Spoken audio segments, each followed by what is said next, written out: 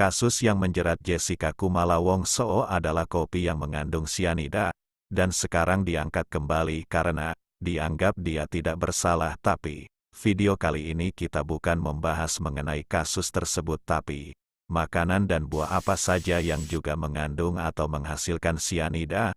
Sianida merupakan senyawa kimia yang terdiri dari unsur karbon dan nitrogen, serta tersedia dalam bentuk gas, cairan, atau padat, glikosida sianogenik yang dapat berubah menjadi sianida ketika dikonsumsi. Senyawa ini memiliki sifat racun yang sangat berbahaya karena dapat menyebabkan kematian dalam waktu cepat dan dapat terbentuk secara alami atau dibuat oleh manusia.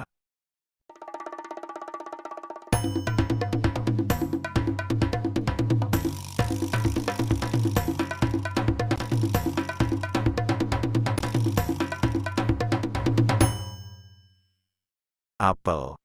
Apel dikenal rendah kalori serta mengandung berbagai vitamin dan mineral, seperti vitamin A, vitamin B6, vitamin C, dan potasium. Tidak hanya itu, apel juga mengandung antioksidan seperti flavonoid dan pektin yang sangat baik untuk kesehatan tubuh dan mencegah berbagai penyakit. Namun di bagian tengah apel, terdapat biji kecil berwarna hitam yang mengandung amigdalin. Nah, ketika berinteraksi dengan enzim pencernaan, ia melepaskan sianida. Akan tetapi jangan khawatir, karena untuk mencapai dosis sianida yang berbahaya, Anda membutuhkan setidaknya 200 biji apel. Buah aprikot dan persik. Biji aprikot dan persik mengandung glikosida sianogenik yang dapat berubah menjadi sianida saat dikonsumsi.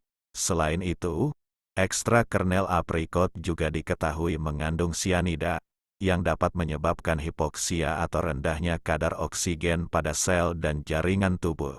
Namun, biji buah-buahan ini aman jika dikonsumsi dalam jumlah wajar, sekitar 6 hingga 10 biji per hari. Biji aprikot dianggap sebagai makanan super dengan sifat anti kanker dan bagus untuk detoksifikasi. Buah ceri. Ceri kaya akan antioksidan yang berperan penting dalam membantu memperlambat proses penuaan dan melawan stres oksidatif. Ceri juga mengandung senyawa flavonoid polifenol yang disebut antosianin glikosida yang dapat membantu mencegah pembekuan darah. Sama seperti buah persik dan aprikot, buah ceri juga mengandung biji yang mengandung glikosida sianogenik. Namun, jangan khawatir karena daging buah ceri aman dikonsumsi. Jadi, pastikan untuk membuang biji buah ceri sebelum dikonsumsi untuk menghindari keracunan sianida. Kacang almond. Almond pahit mentah mengandung amigdalin glikosida, bahan kimia yang dapat melepaskan sianida saat dikonsumsi.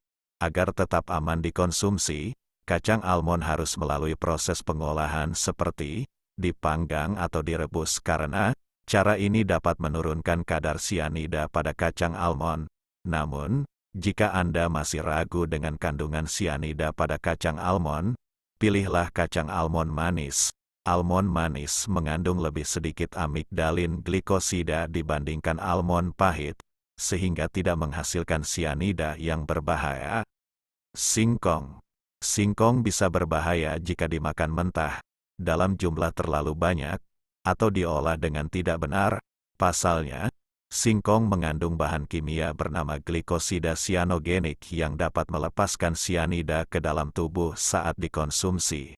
Di beberapa negara, singkong terbukti menyerap bahan kimia beracun dari tanah seperti arsenik dan kadmium, yang dapat meningkatkan risiko kanker. Namun jika diolah dengan baik dan dikonsumsi dalam jumlah wajar, singkong masih aman dikonsumsi. Cara mengolah singkong yang benar adalah dengan mengupas singkong hingga bersih, karena kulit singkong mengandung sianida paling tinggi. Selanjutnya rendam singkong minimal 2 hari sebelum dimasak dan masak singkong hingga matang. Cara lain yang aman untuk mengonsumsi singkong adalah dengan memadukannya dengan makanan berprotein. Memang kita tahu bahwa protein menghilangkan sianida dari tubuh. Memang, segala sesuatu yang dikonsumsi berlebihan itu tidak baik. makanya konsumsilah makanan dan buah tersebut sewajarnya, agar terhindar dari keracunan senyawa mematikan itu. Jika Anda mengalami tanda-tanda keracunan sianida, seperti sakit kepala, mual, muntah, atau merasa lemas setelah mengonsumsi makanan tertentu, sesegera mungkin ke dokter untuk cepat mendapatkan penanganan medis.